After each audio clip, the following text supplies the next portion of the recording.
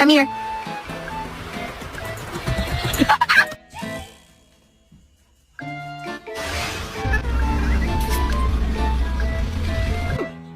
Jump! Do it! Yeah!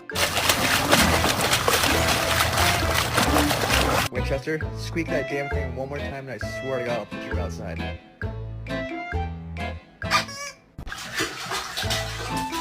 Are you serious right now? Donna! Oh my God! He's a real Mexican!